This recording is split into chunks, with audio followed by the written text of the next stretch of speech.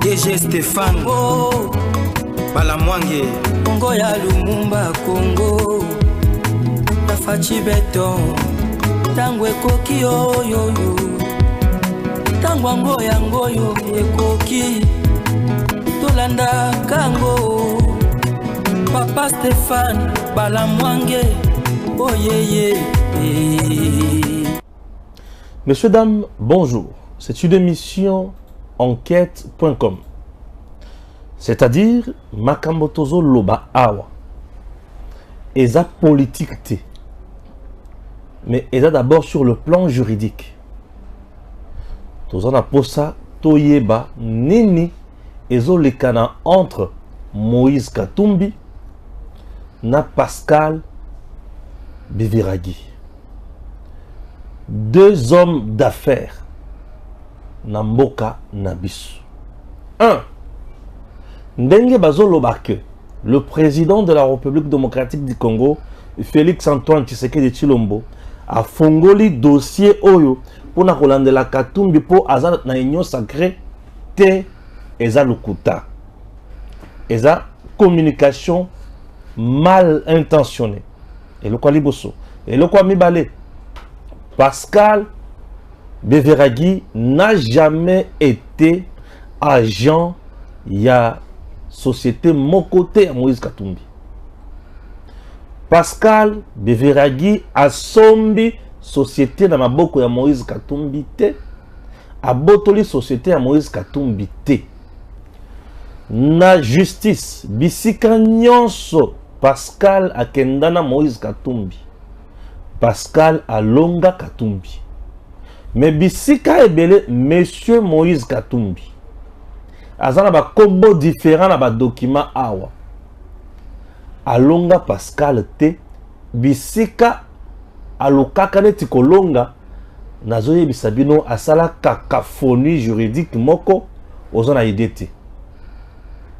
Batu na Lubumbashi ake kofunda bakie kokata likambo na Kolwezi bazui pas que de certifié wapi na Kigali na Rwanda Majini ni Katumbi abanda kosala. Katumbi a beaucoup d'entreprises, mais ma entreprise ya Mutuya eza na Panama. Entreprise na RDC, mais ba commission yango na Panama. Ba entreprise ebele ya Katumbi na mboka na biso mais ba commission na mboka mususu. Na kombo ya mwasi na ye, na kombo ya mwana na ye, na kombo na ye moko, ba kombo oyo kutubino boyebite. Et ba entreprise nyonso wana asala yango lolenge wana pona koboya kofuta mpaku na RDC. Nde tomituni ozali koluka kokamba mboka oyo tobengi RDC. Mais oboyi ba entreprise na yo ekomisama awa efuta mpaku awa na mboka na biso. Bande ko balandi dossier za mulai tozo banda toyebake Pascal Beveragi abanda wapi et lelo bakomi wapi à perdre nini et Katumbi azana raison to azana tort. Mais en réalité tokolaki sabino mafia ya moto oyo azoluka akoma président de la République. Et puis vous allez comprendre que dans ces dossiers le président Tshisekedi aza ni de près ni de loin la quantité. Ndenge bazo politiser wana eza lukuta. Pascal Beveragi, c'est un homme d'affaires. Balobi a travaillé na Kabila, a travaillé à Boye. Tout homme d'affaires, ceux qui ont chambongo na ye na mboka, mokonzi nyonso azali place wana akosala na ye mosala. Ezali ba détail ya mutuya oyo esengeli boyeba. Bande konanga balandi, bolanda biso malembe. Bo comprendre bisika tozokende na mboka na biso. OK? C'est parti. Joël Kitenge, bienvenue. Merci Ndeko Stéphane Botepe na ba compatriotes nyonso wa congolais qui par habitude ba mesana kolanda biso. Depuis un certain temps, rubrique nabiso ya enquête.com, tous en a 4 ya kovan de la dossier oyo. Il y a justice, mais il y a une entreprise entre Moïse Katumbi na Pascal Beveragi. Tout le monde est communicateur, il y a Kashobo et Batuebele Kolobake. Pour Katumbi, il y a les choses dans l'union sacrée, Yango wana, Bazo Botolayo entreprise naye. Tango yaka tango saka na union sacrée bazongi sela kaya entreprise makambo zo sala ebele Le problème, c'est lequel Makamwitali, entreprise Pascal Beveragi, qui n'a jamais été ni associé, ni agent, il y a Moïse Katumbi. Merci d'abord autour de la question. Yomokoso résumé déjà l'intérêt qui nous a poussé, nous à notre niveau.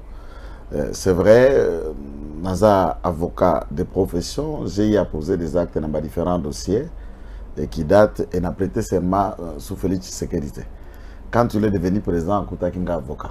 Bien sûr. Donc, on a quand même un temps et nous connaissons un peu des choses. Moïse Katumbi, s'il faut l'appeler, là, je ne sais même pas comment tu qualifier. Est-ce que, puisque en droit, pour on a droit, précision, c'est Zaraka. Balamwange Stéphane n'est pas Stéphane Balamwange, du point de vue des droits. Ouais, mais je suis Balamwange Mupenda Stéphane Bali.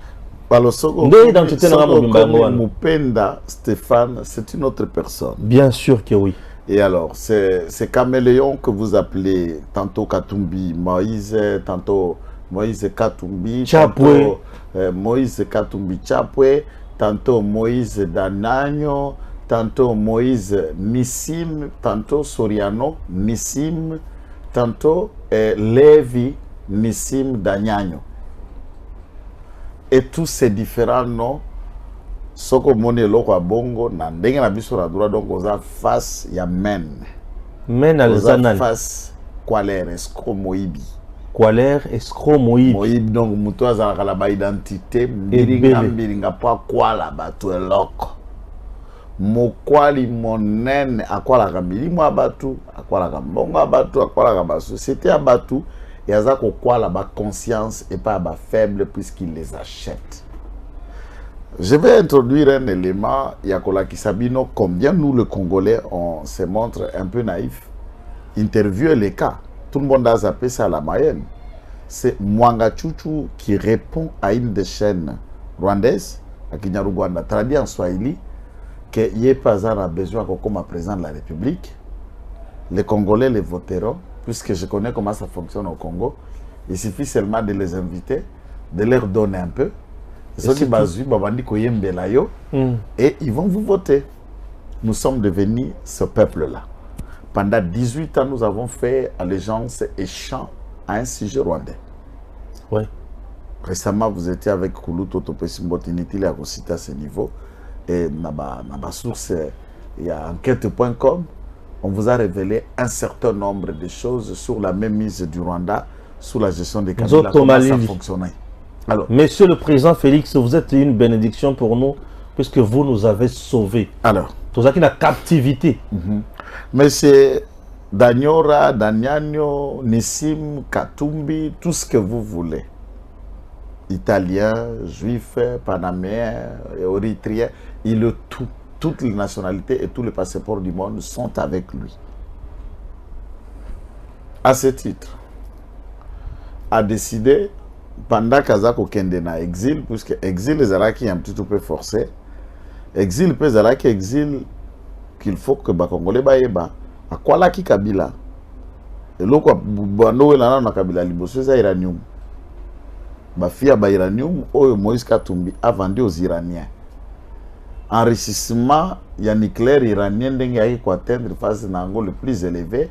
L'iranium a été vendu au Katanga par M. Katumbi et Izala Kopia na Kabila maintenant à quoi la Kabila mbongo wana nyos. Guerre na bango ya mbongo na ba faire na ba intérêt et que se traduire à ce titre. Puisque dans l'histoire, l'imaginaire, M. Kabila, une fois arrivé au pouvoir, il n'y a pas comme riche à ça la ba faire. Katumba moi qui lui propose un homme qui connaît les coulisses des affaires, mais père musée Loire Kabila abwaka na exil. Mais pour faciliter yo mbongo nengo zokuluka kuzwa permettre ya remplacer ngana katanga comme gouverneur. Donc j'ai voulu juste ouvrir cette parenthèse, nebo bakenda kuzwa yumu dawana pour ya la gouverneur ya Katanga à permettre Kabila ça la faire. Ce qu'on a doublé azoli na 24. Chaque affaire a obéta Kabila 12. Pour la haute pena balangage pour la kimba ko sosola ba 12 ba 24 millions ça yebi.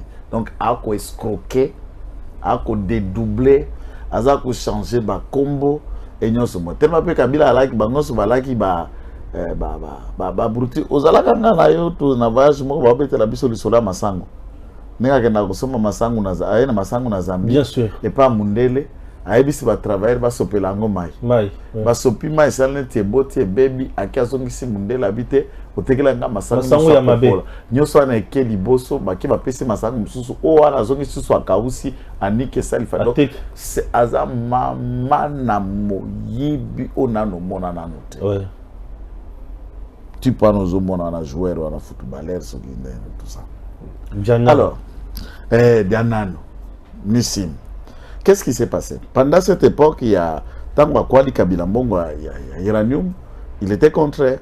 Il est dans une ambition politique, prétextant que Kabila le chercherait et tout. Bon, Hakim Minae, il pour continuer à gérer l'entreprise. Entre-temps, pendant cette période, il fonctionnait partout avec son passeport italien ou au besoin le passeport diplomatique zambien.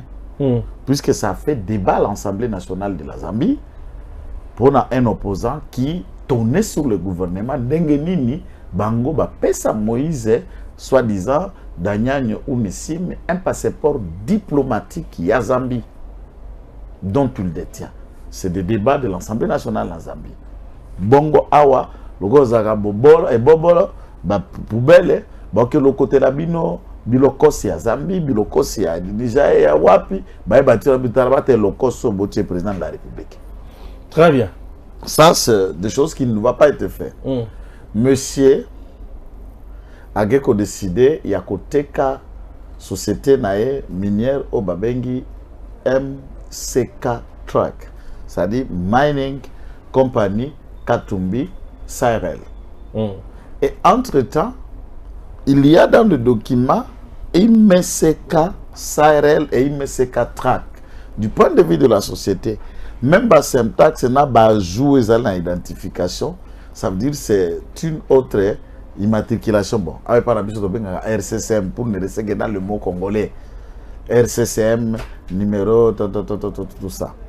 Et n'a pas numéro impôt, n'a pas biloko nyonso ko sala que société banda ko exister. A quelque décidé pour la côté ka société na wana. Maintenant, imeseka de combo na yango wana. Pour ateka esengela pe sa redevance na fiscalité to na ba droit na ba taxe na ba impôt na Congo. Yaya amoni ki akosala yango te a décidé à na île Maurice. Kokoma na île Maurice a fongoli société kuna. Apesi yango kombo ya sika na otanga kombo vente et salemana île Maurice à l'issue de ces gens-là et pour que Afutata infant la République démocratique du Congo. De Stéphane, na France, pe na ba pays je cite seulement la France tous za bango proche pour la langue. Ba pays mususu na ba anglais ba arabe to ko kabilo ba lo na bango te.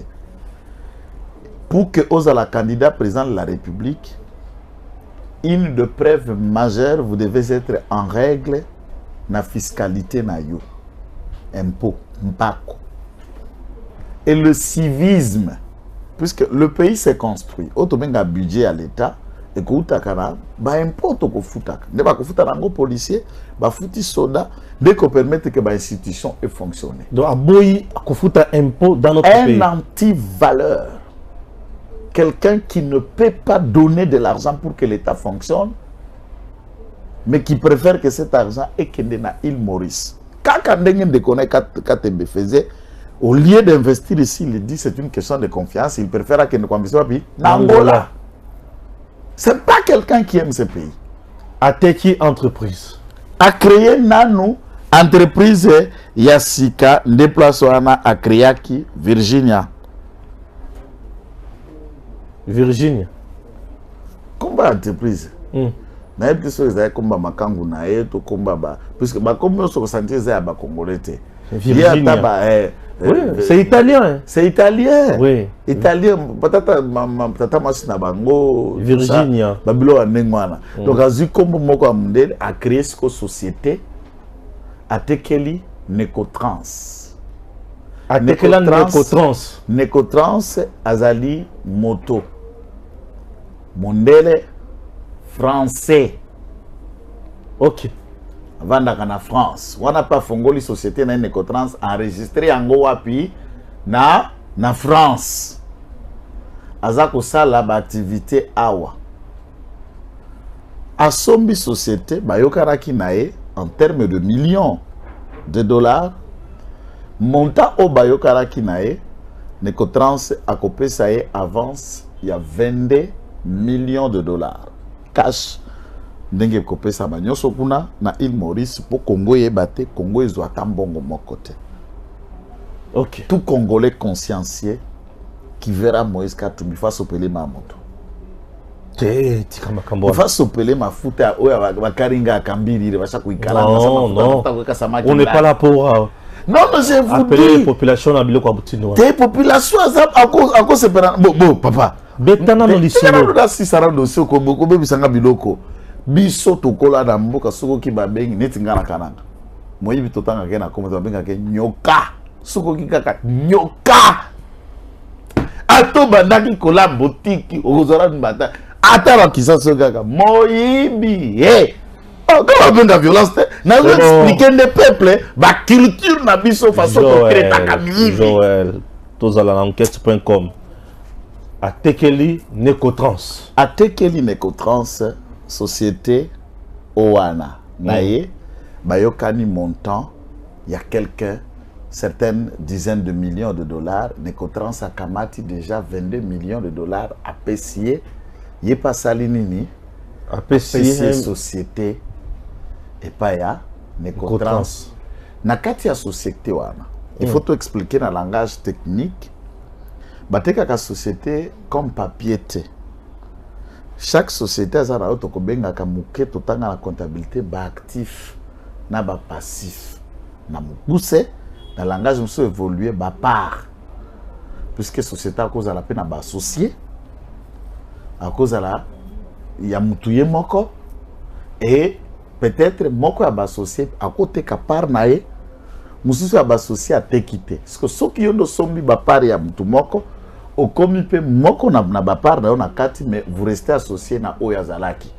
Mais dans ce contexte ils ont vendu l'ensemble ya ba par na passif na ba actif to ko tia pe na transport mukuse na côté logistique ça veut dire ba tracteur metuka ndako lupango, carré minier, zélo, poussou, pao.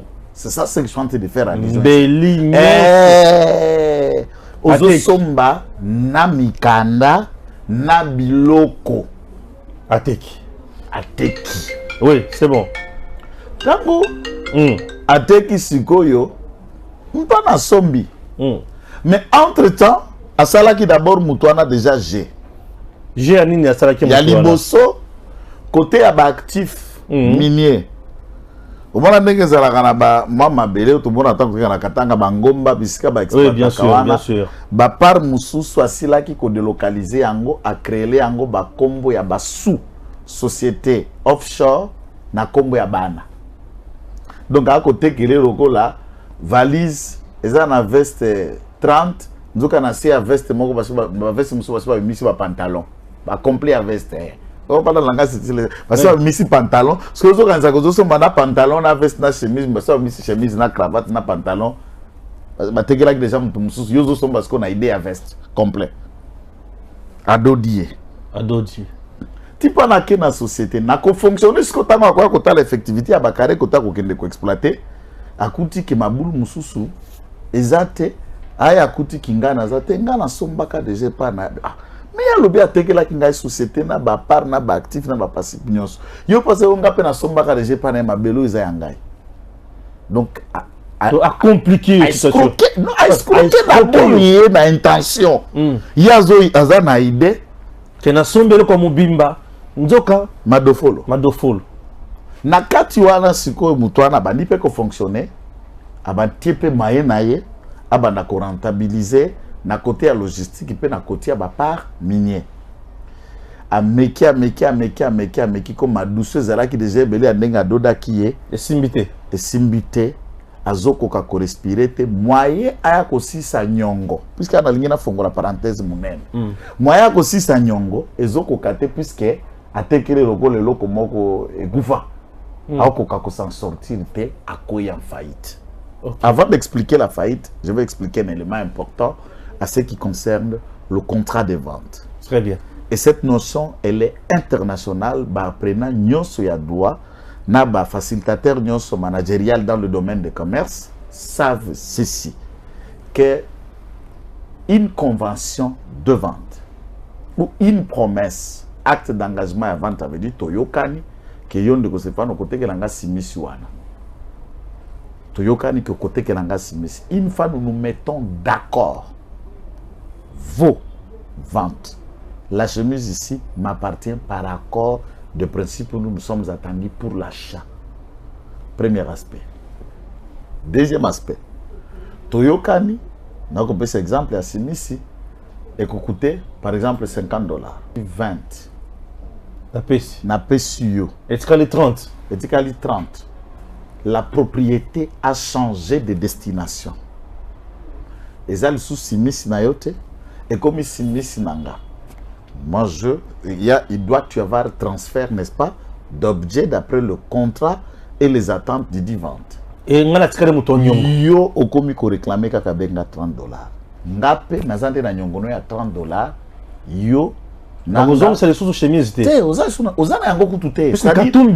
avez perdu la propriété. Il dit qu'il va payer 100 mbongo mais ba 600 mbongo na ngaite. Ça c'est autre chose. Vous avez perdu la propriété puisque vous l'avez vendu en crédit. Attendez na poto. Moi système biso to kenda ka. Attends to somba kapena nyongo. Mingi na poto ata ndako na banque. Na nyongo male muduka na banque. Na bilamba na ba boutique bazako kata kata. Biso neto mesala kotambola na mbongo na malette. Ba système traditionnel et africain. Au moins $500,000 abimiso akina ndako afongole le diplomate à 500,000. Na poto bakangio bato bakokam. Tout est en créance et dès lors que l'entame il y a paiement et salami, la vente a eu lieu. Et transfert il y a propriété et salami. Vous ne venez pas réclamer la propriété, mais le paiement qui vous est dit au etikala. Ça, c'est une nuance importante. Ça veut dire, Imesoka était déjà disparu, puisque avant la vente, Yakamati a transformé MCK à Virginia. À Teki.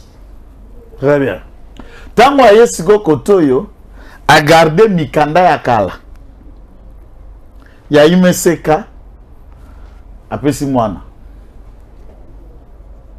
Wana Kamati a fonctionné na Virginia. Il n'y a pas MCK. Necotrans n'a pas acheté MCK.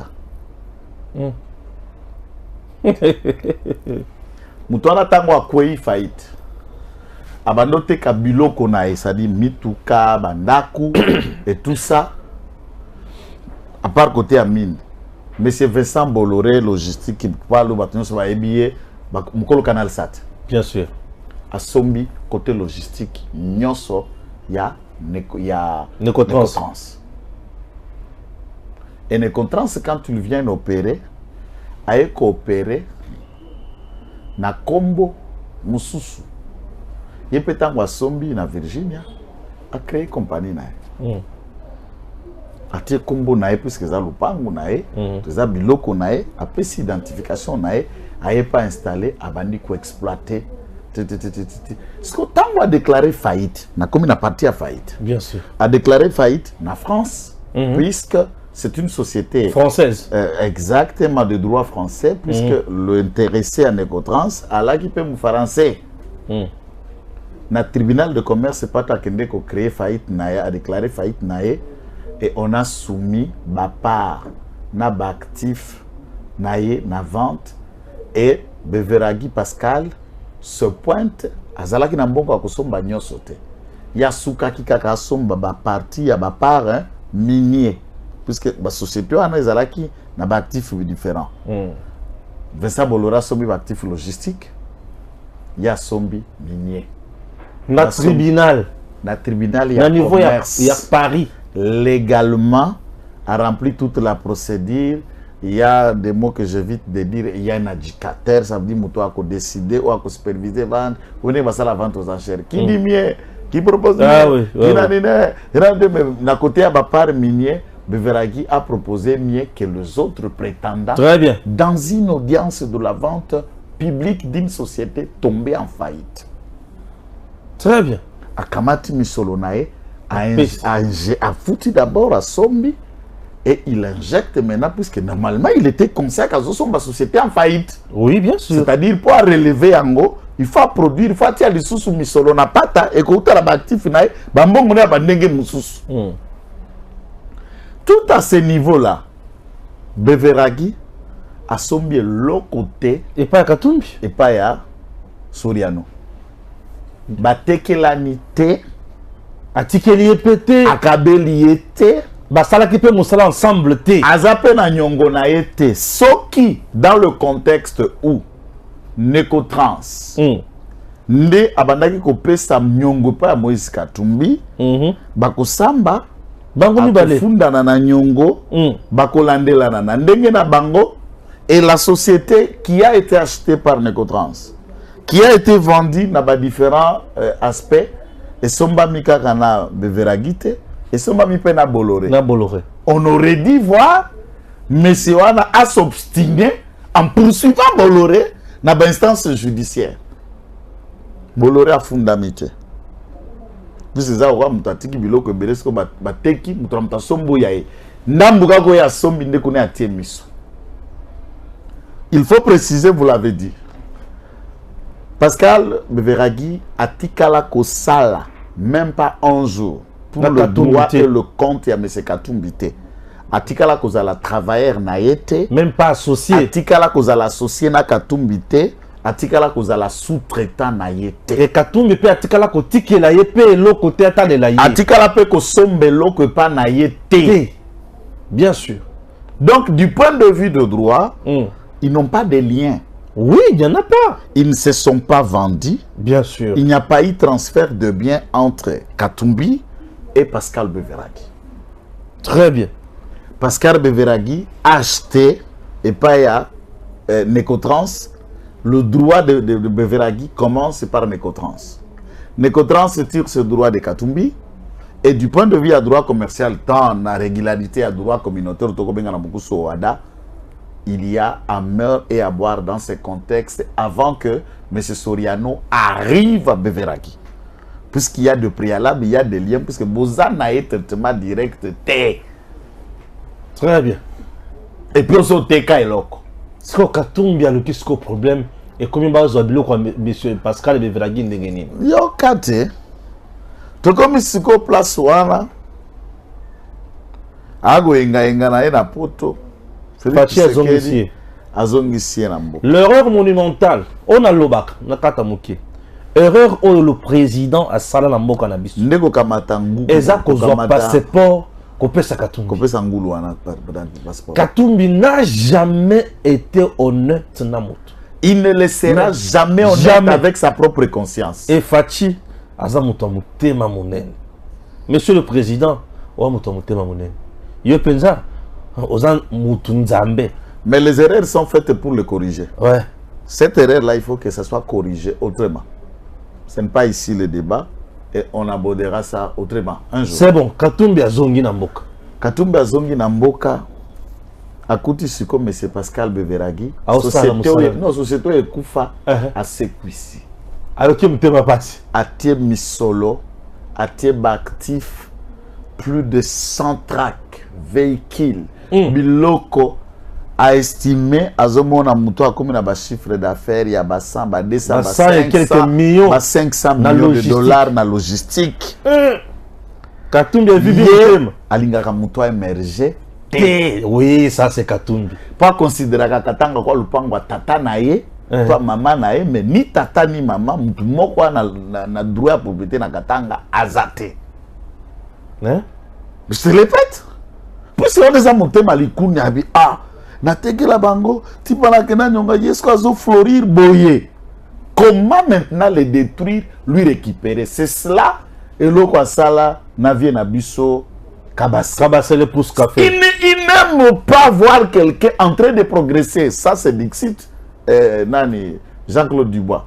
Mouyambo. Alliance Mouyambo. Oui. Ça.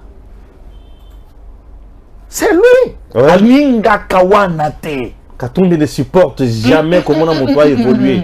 Soko za na mutu na vie. Oya mona osale loko eko simba.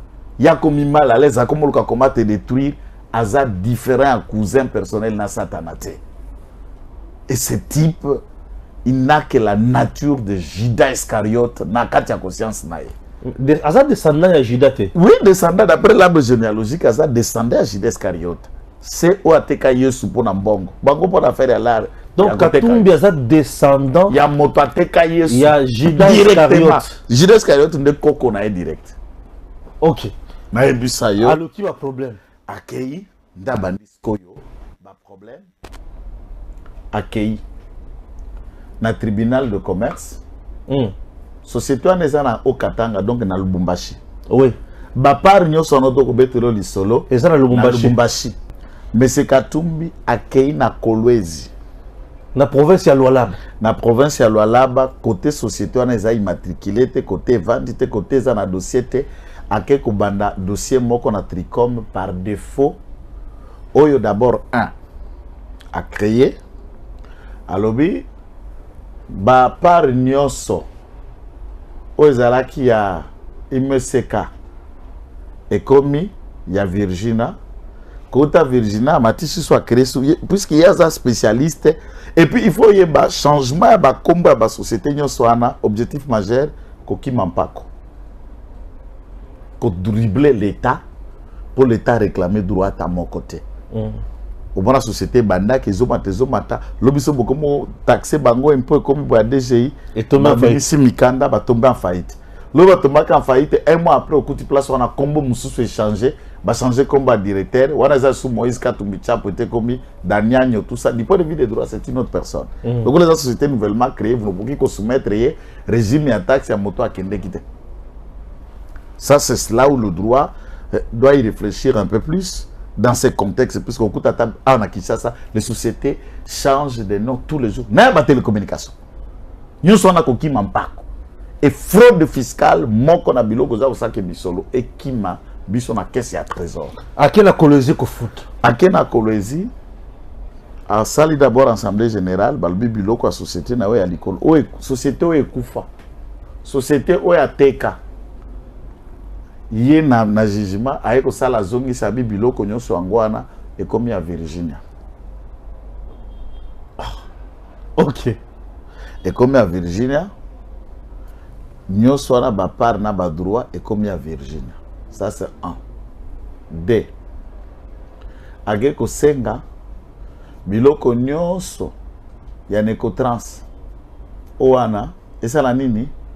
Et comme ayaye puisque mutuana Necotrans a sombaka société asisaka mbongo te azongisa société na ye azwi yango nyonso mpe Necotrans a dénommagé ye d'un montant de 70 millions de dollars.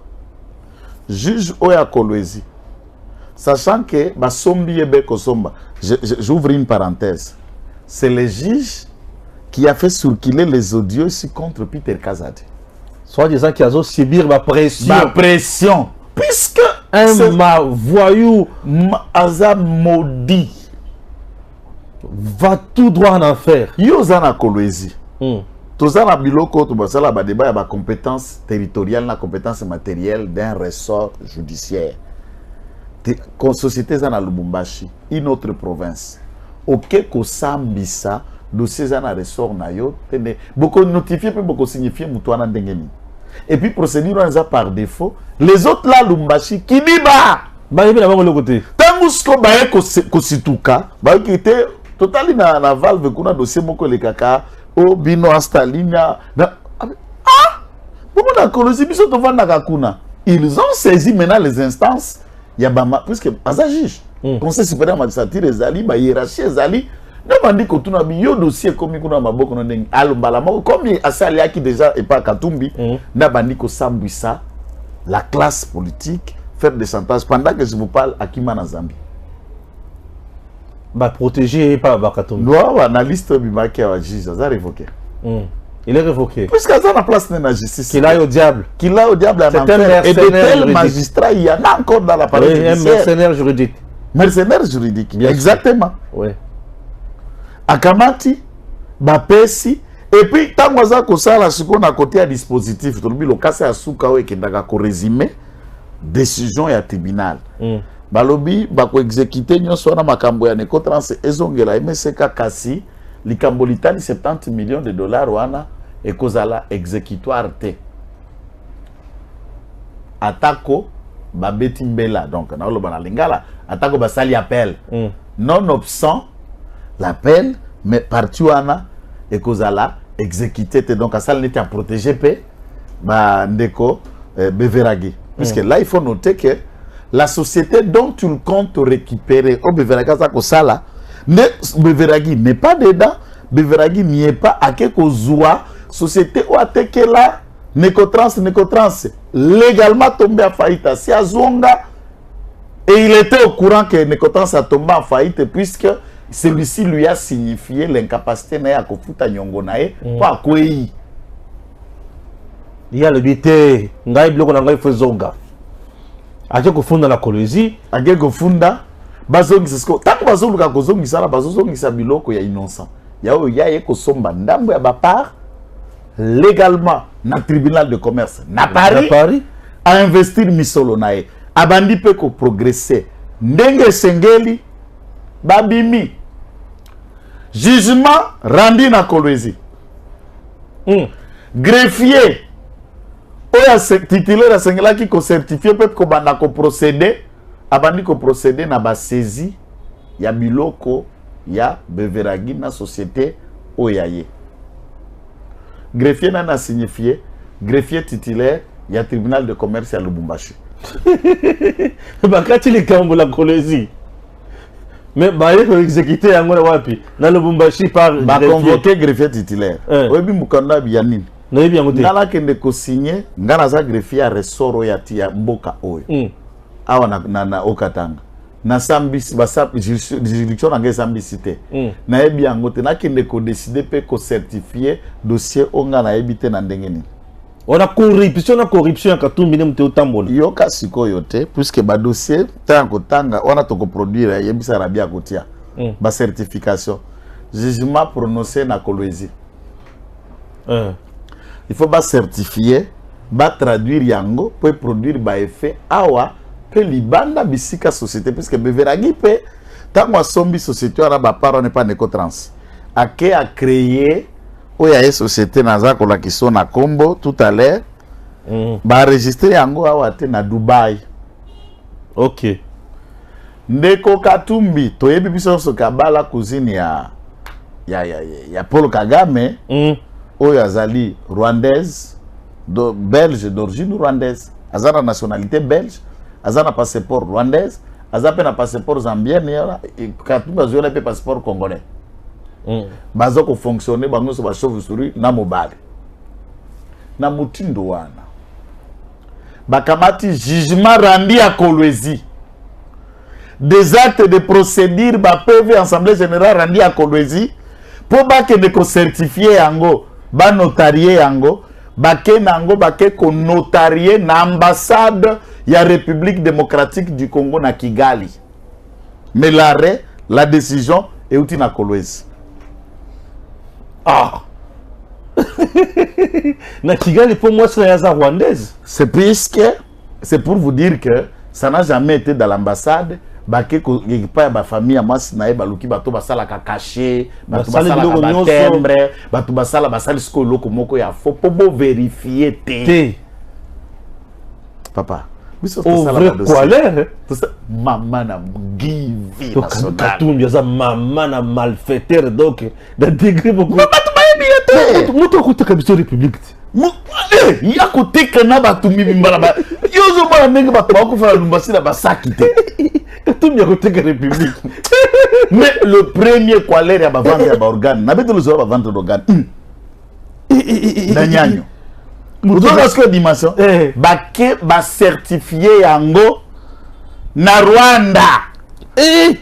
kala lobi nzambe na ngai atako barwande nde tokolukaka bango makambo décision euti na Kolwezi eye kokoma na Rwanda na motindo nini o tout ça puisque bazalaki na ba intérêt moko personnel baye koya sikoyo na entre temps le dispositif ya jugement Octavia nde entreprise ya nani Beveragi Pascal Octavia non Octavia c'est à Beveragi c'est ce que je dis pour Octavia Stalinia eza d'abord 3-4 sociétés Astalia Astalia na Virginia wana Katumbi na bandaki no na Virginia wana area vente oui bien sûr tango asilisi côté ka vente aye ko créer Astalia bakombo nyonso wana kaka ya mboka na bango kuna ezaka ya biso te ezaka gogo te okokomba biso te tango aye ko créer Astalia pour ne répéter juste un mot pour rappeler ngai azwi sikoyo Astalia a hérité biloko nyonso ezalaki ya Imeseka. Or Imeseka du point de vue des droits eza lisusu te était comme c'est un vide mais a ressuscité yango na assemblée générale ça dit biloko nyonso ya Imeseka comme ya Astalia. Oh bama na mec kuke ezongela oyo nani soki Octavia nani Pascal Beveragi non ya Ecotrans non via l'île Maurice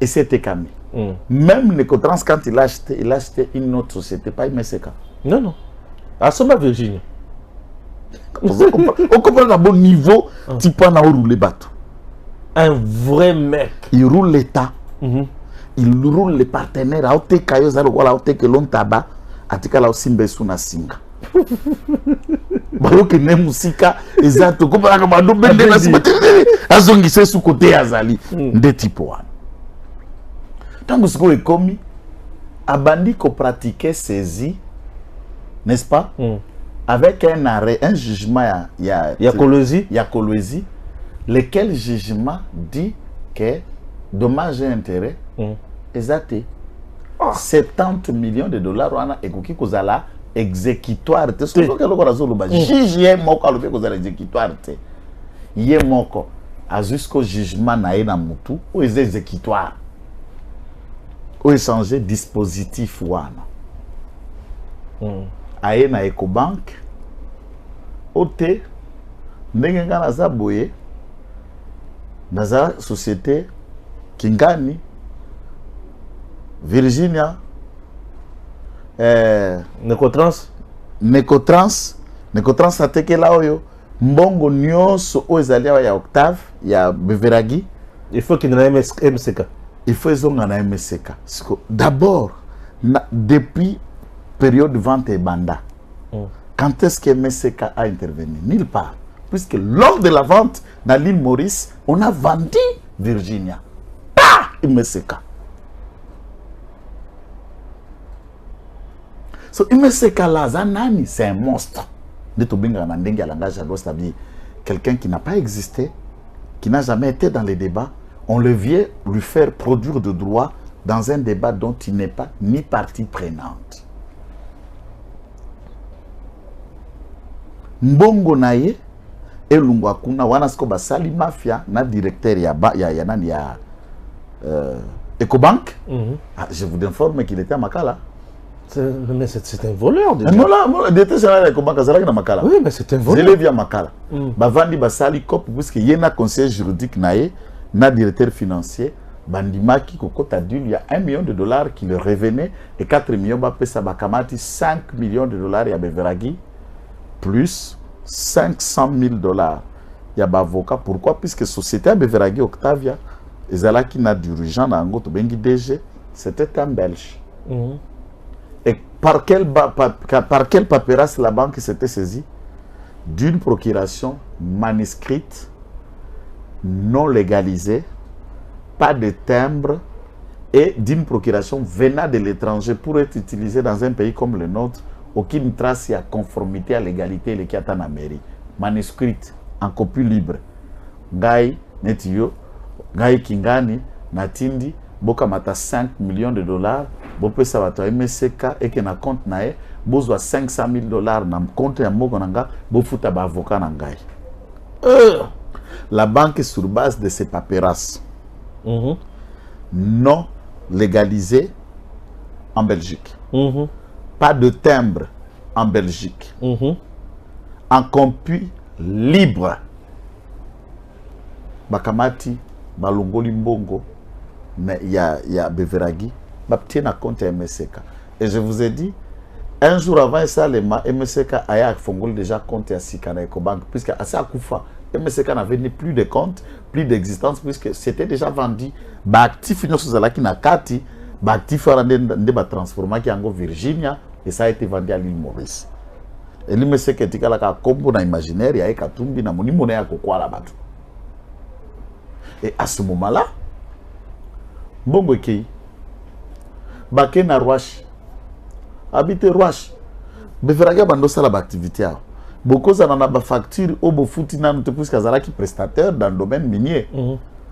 Bakuti après des vérifications puisque yemoko pas za mutu ya ba mafia ibinenga Azara ba parna na ba Rouache tout ça. Vous imaginez, lui n'était pas gouverneur, c'était que plus un homme d'affaires.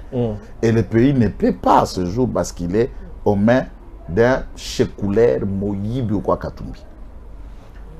Au Rouachi, vous avez nyongwa kopesa bato ya Beveragi Octavia, yaza na mbongo Côte d'Ivoire nga, po basombaka bazara mbongo na ngefa ba d'Ivoire nga ba dommage intérêt 70 millions, vous avez 7 millions na ipo futangai.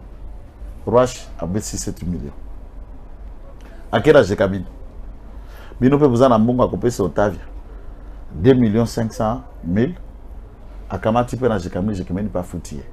Abandozo abanyongo ya mbongo d'une société dont yena Beveragi batekela ne lokote bana nyongo ye lokote de côté kabiso bana baye bani te du point de vue de cette affaire ce n'est pas avec Katumbi que Beveragi a conclu ou a traité une affaire quelconque.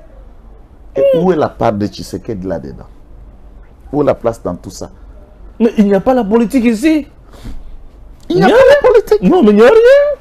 Katumbi Moyi, il respire par le vol, il respire par l'escroquerie et il respire par de foi en écriture et la combine.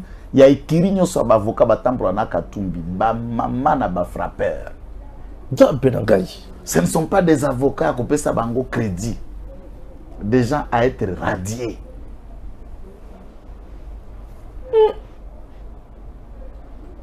Ok. Les dossiers Kako Beveragi, tu sais que Pascal Beveragi, dans cette histoire-là, et que ça les mentit, yo que souki wanante, tout le monde va généralité. Tant que siko ye Beveragi Monica, mon nage comme kende, à ça l'opposition à la banque, à ça l'opposition à tribunal de commerce, à relever, à ça l'appel, à Ena Kinshasa, à saisir justice, cour d'appel après avoir vérifié le débit à Ndenge Vente Salema. Ndenge ya koma na baparwana. Ndenge ya fonctionna, ba trouver que Katumbi a koki kotia linzaka na ba compte ne na mbongo te, ba annulé, ba rétracté jugement ya tribunal de commerce ya Kolwezi. Mais avant ba rétracter yango, asisi kokanga biloko ya watala bi société ya Beveragi ba fongola kango na Dubai. Fona kende na Dubai na ke gotala pe misolo za nango kuna. Là on ne cite pas le montant mais en tout cas il y avait énormément de millions de dollars na compte ya Beveragi. Akamati siko jugement ya Kolwezi yoka niveau type na za démon.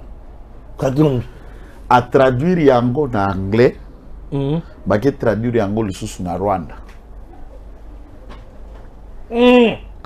Ce qu'on a dispositif, chapitre, paragraphe, Mubimboza Kolobake, 70 millions de dollars, on a des dommages et intérêts, et Kozala, exécutoire T, nonobstant le recours.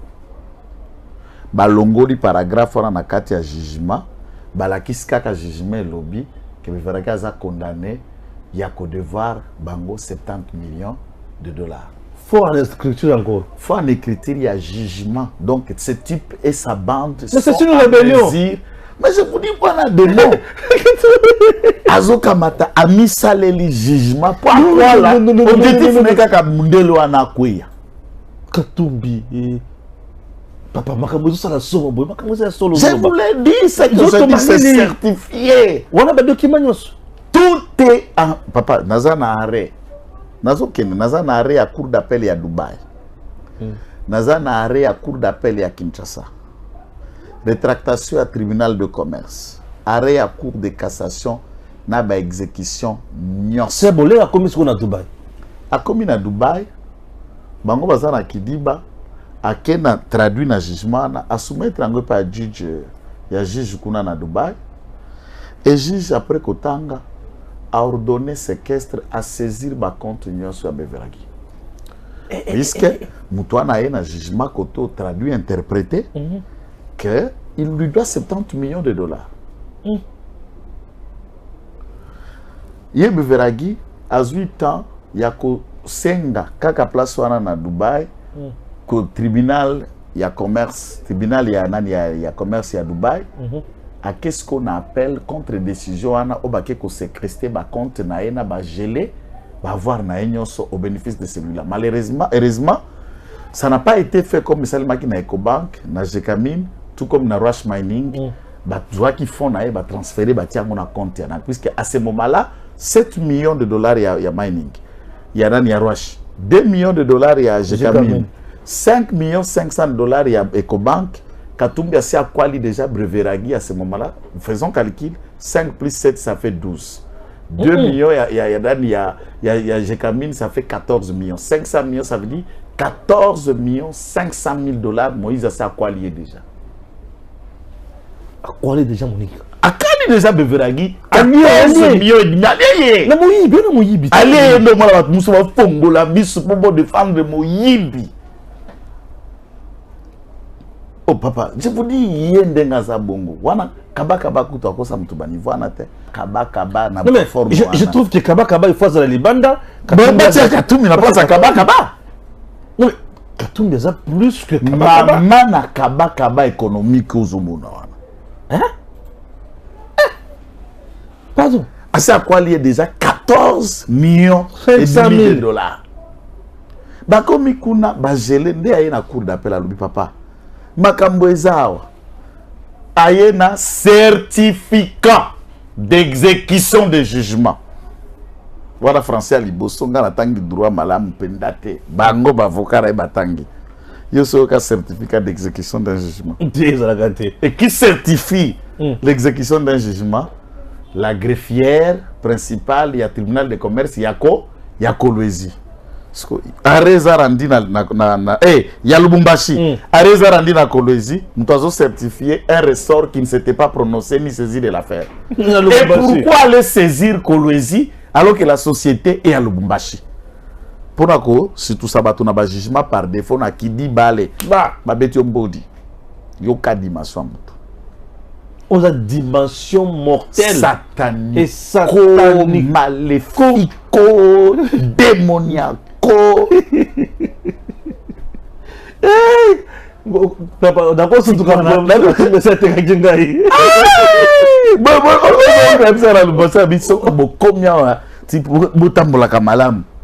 y a un somme pilipili. Albino boy.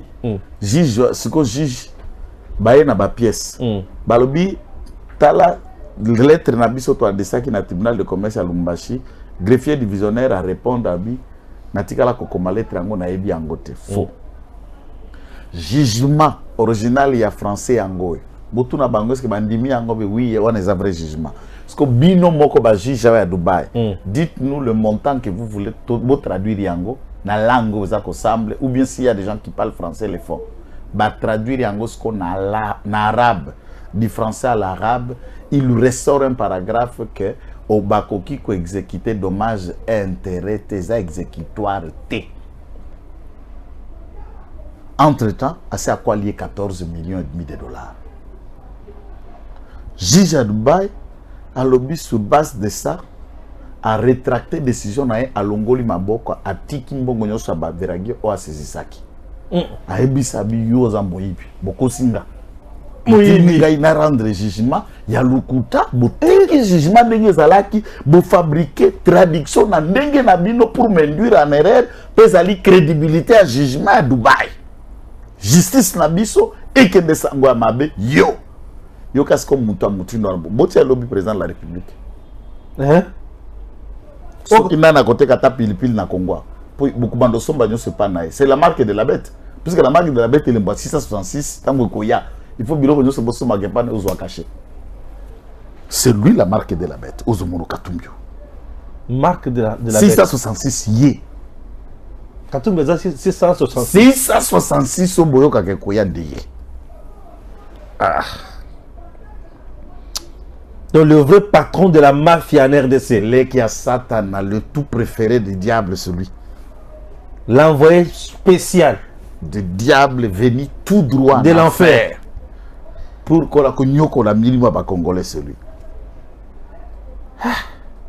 ok ici yo ba rétracter arrêt ya cour d'appel ndo na bandeko tangelo bazongi sikoyo awa na cour d'appel abitala makambo masale maki tala erreur tala welobaki basi basisi mbongo na biso awa bazui na roche bazui cour d'appel alobite décision na bimaki na kologie ya Moyibi de juge wana Moyibi corrompu acceptable qui voulait donner des leçons de morale mais exerce la pression comme s'il avait une conscience d'être humain en lui incorrompu comme si diplôme on est à droit Katumbi tangisa et place à tanga pas comme magistrat pas comme juriste des gens qui n'ont ni scripture ni dignité ni personnalité qui se vendent et leurs enfants auront honte d'être banné à juge corrompu juge Aïba juge Sambi Samboka puisqu'on lui a donné l'argent par Moïse Katumbi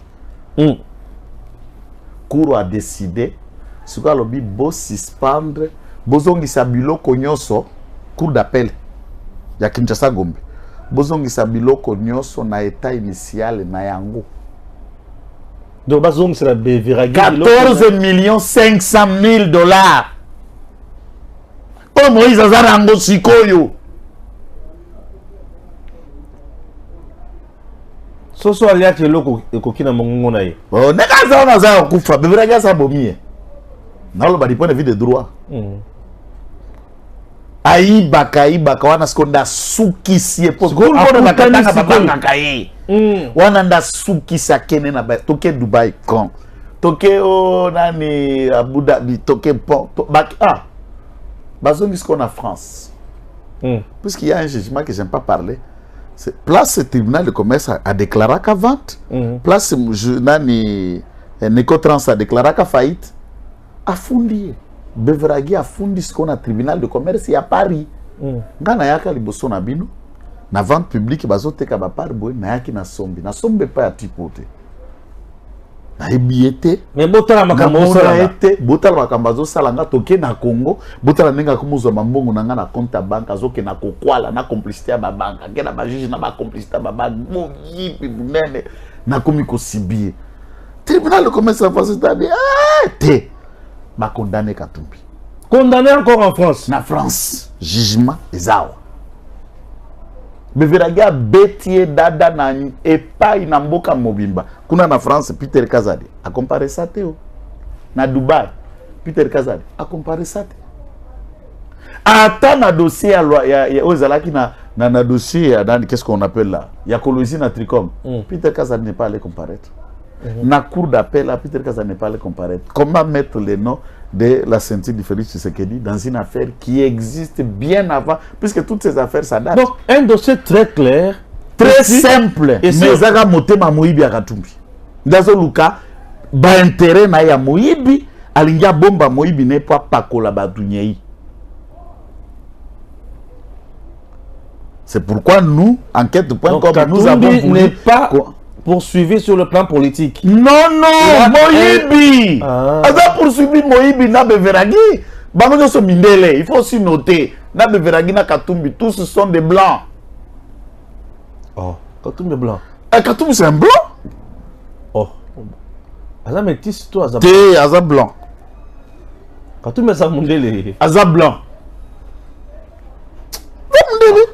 donc mindele na mindele bazo soa ezali solo ya mindele na mindele mindele moko alinga kwa la mundele mususu mundele wana alandisco procédure habite papa donc isande na la besoin ya likambo mususu te ngai Pascal Beveragi na sala politique te na changer pe nationalité ta congolais pété na ye ko investir na nga Congo mbongo na nga na sombi société na kwali papa zongisela nga ya ngai 14,500,000 société na ngai ezonga na maboko na ngai 1 point barre ngai na yo quitte. Voilà la première partie. Pour aujourd'hui, on s'arrête par ici. Na bandeli de sous que dans ces dossiers, il n'y a rien de la politique. Vous venez de suivre vous-même que Pascal Beveragi, c'est un homme d'affaires aux actions roulées par Moïse Katumbi. Ça, c'est de 1. De 2, Pascal Beveragi n'a jamais travaillé avec Moïse Katumbi. Moïse Katumbi n'a jamais laissé une entreprise dans Maboko. Il y a Pascal Beveragi. Pascal Beveragi a roulé Katumbi Nelo comme côté, puisqu'ils n'ont jamais été des associés. Katumbi a vendu son entreprise na Moutoumousous. Moutouana a tombé en faillite, a déclaré à Ango Liboso et Bazouzi en France. Baché Bilo Konyo soit en vente publique. Beveragi a qui a sombi. Aya bandi ko sala musala. Tango Katumbi a zongi. Amoni ke biloko a te kaka pa ba Moutoumousous. Bato bayaka ko somba yango tango batomaka en faillite. Et comme on dit Liboso avait mis motema pour na ni po moto a sombaka tango atomaka en faillite. A silisala ka mbongo te. Nde maître abakisa lobi ata soki otekele moto 100 francs et otekele moto lipa il y a 1000 francs après sur 300 francs il y a déjà qui asi a sombi o etika les akaka nde nyongo moto ozonga sa seloko azate donc Katumbi azuluka ba problème na moto oyo ni de loin ni de près bazana na likambote. Bref, c'est un monsieur très dangereux na koyoka maître makamolobi pe banquête.com ou to salaki na ba dossier toujours na ngwe bela ba téléphone awa bakamboza toza na ngwe belé awa. On ne veut pas afficher tout puisque makamboza nous nous sommes rendus compte que monsieur Moïse Katumbi ba collaborateur na ye ba communicateur na ye o ya supondakala o ya mingongo muke na ba cerveau ya mwano bazo salir mokonzi mboka pamba soit disant que Katumbi tango azalaka na union sacrée makambo boy ezalaki te tango abimi akomi na opposition nde makambo ebandi koya non. Au moment où je vous parle Katumbi abomana nde na Martin Fayulu. Fayulu atombokeli Katumbi abalukeli Katumbi na Genève batrahisa président Tshisekedi basangana bango na bango. Katumbi a supporté Fayulu asalela makambo ebele. Fayulu lelo nesika a soutenir Katumbi alobi ye moko nde akozala makambo na ndenge na ye babe bani na ndenge na bango bampia kasalaki na Congo central etali biso te mpo kuna mama Denise nde moto asali plein. Chers compatriotes, moto na moto akufali wana ye me na kotala makambo ya motindo boye motu ya boye bozwi ye bopesi ye mboka impo azokoka kofuta te baentreprise azocreye kaka na bapanama na bisika oyo ya baparadis fiscaux ezozala mawa pe mingi. Mboka na biso il faut fongola miso. Le Congo n'est pas à vendre. Pour un Congo retrouvé, nous avons besoin d'un homme comme Félix Tshisekedi pour mboka na biso kende liboso. Au cas contraire, nous risquons de perdre ce pays. Chers compatriotes, Balamwangi, je défendrai toujours ma patrie et je soutiendrai toujours le président Tshisekedi puisqu'il milite pour le bien-être du peuple congolais. Que Dieu bénisse la République démocratique du Congo. À très bientôt. DG Stéphane Balamwangi Congo ya Lumumba Congo Tafachi Beton Tangwe koki oyo Tangwa ngoya ngoyo ekoki Tolanda kango Papa Stéphane Balamwangi oh yeah yeah